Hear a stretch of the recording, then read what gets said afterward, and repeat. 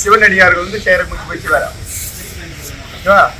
அதே வந்து வைஷ்ணவங்க செய்கிற மூச்சு பயிற்சி வேற, வைஷ்ணவங்க செய்கிற மூச்சு வேற. அது இல்லாமல் நம்மள மாரி ஆள் இருக்காங்கல்ல, இப்போ சத்திரியர்கள் இருக்காங்கல்ல, அவங்க பயிற்சி வேற. சத்திரியருக்கான மூச்சு பயிற்சி வந்து சத்திரிய பிராணாயாமம் பேரு. இது சத்திரிய பிராணாயாமம் பேரு. இங்க என்ன பிராணாயாமம் பண்ணும் அப்படின்னு கேட்டீங்கன்னா, சக்தியை உருவாக்கக்கூடிய பிராணாயாமம். இப்போ நம்ம வந்து அதை வந்து சும்மா உட்காந்து கண்ணை மூடிக்கின்னு கண்ணை திறந்துக்கின்னு அது மாதிரிலாம் கிடையாது. எங்க நடக்கும்போதே அந்த பிராணாயாமத்தில் இருக்கணும், ஓடும்போது அந்த பிராணாயத்தில் இருக்கணும். அது பேர் என்ன? சத்திரிய பிராணாயாமம்னு பேரு. யோக பிராணாயாமம். இது யோக பிராணாயாமம். யோக பிராணாயாமம்னா யோகிகள் செய்யற பிராணாயாமம் தான் யோக பிராணாயாமம்ன்றது. அது ஆங்கிலத்தில் வந்து யோகிக்கணும். யோகிக்கு வாழ்க்கை. யோகிக்கு வாழ்க்கைன்னா மனுஷன் வந்து வாழ்க்கையில் எப்படி யோகா வந்து எந்த அளவுக்கு மனுஷனுக்கு முக்கியம் அப்படின்னு கேட்டீங்கன்னா, பலமான உடம்புக்கு யோகா முக்கியம். அந்த காலத்துல எல்லா மனிதர்களும் பலமா இருந்தாங்க. என்ன வந்தாங்க? பலமா இருந்தாங்க. இப்போ பலமா இருக்கிறவங்களுக்கு வந்து வளைவு இருக்கு தெரியாது, வளைக்க தெரியாது. உடம்பு என்ன பண்ண முடியாது, வளைக்க தெரியாது, ஏன்னா அவங்க வளைஞ்சி நெளிஞ்சிலாம் வேலை செய்ய மாட்டாங்க. ஆனா உடம்பு என்ன ஆகும்? இரும்பு மாதிரி வச்சு குனிய முடியாது, நிமிர முடியாது, வலிக்கும், உடம்பு வலிக்கும். அப்ப என்ன பண்ணாங்க, அந்த செஞ்சுரியில அந்த காலகட்டத்துல யோகா வந்து ரொம்ப முக்கியமா இருக்கு. அப்ப யோகா வந்து உடம்பை வளைக்கிறதுக்கு, நெளிக்கிறதுக்கு, திரும்புறதுக்கு, குனியறதுக்கு அப்ப வந்து யோகாசனம் எல்லாருக்கும் ஒரு தேவைப்பட்டுச்சு. ஆனா இப்ப இருக்கிறவங்க வந்து பலமா இருக்கும், வீக்கா இருக்கும். என்ன வீக்கா இருக்கும். இப்ப யோகா வந்து எவ்வளவு அவசியம்ன்றது இப்ப முக்கியம் கிடையாது. இப்ப நெளிவுத்தன்மை, வளைவுத்தன்மை உடம்புக்கு முக்கியம் கிடையாது. உடம்புக்கு எது முக்கியம்? ஸ்ட்ரென்த், பலத்தை முக்கியம். பலத்தை உருவாக்கின பிறகுதான் செகண்ட் தான் என்ன பண்ணுவா, நெளிவு தன்மை உருவாக்கணும். முதல் பலத்தை உருவாக்கணும், அதுக்கப்புறம் நெளிவுத்தன்மை உருவாக்கணும்.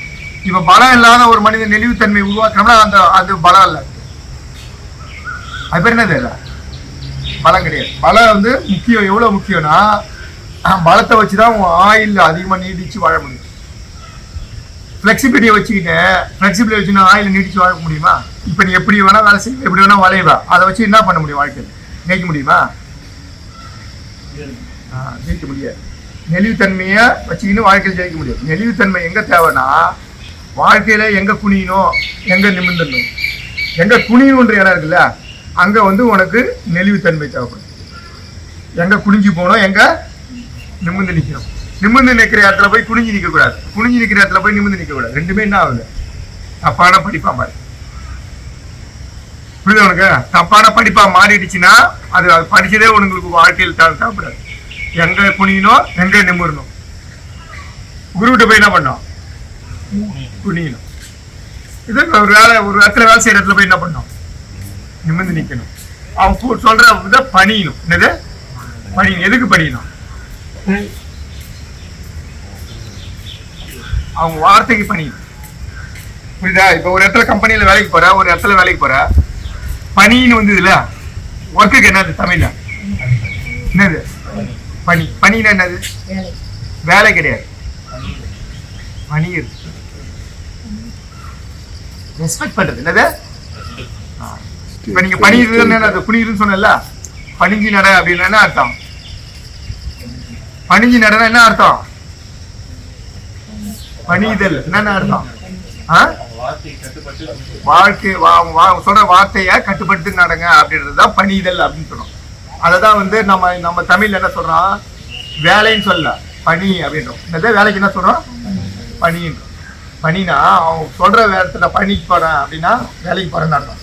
பணிக்கு போறேன்னா என்னது? வேலைக்கு போறோம். அப்ப நான் பணிஞ்சு நடக்கிறேன், அவங்க சொல்ற பேச்ச கட்டுப்பட்டு நடந்துட்டு இருக்கேன், அதுதான் பணிதல். அதனால்தான் அது பேர் என்னது? பணி அப்படின்னு. அப்ப நம்மளோட கேரக்டர் தான் சொல்றாங்க. ஸோ நீ செய்யற வேலையை சொல்லல,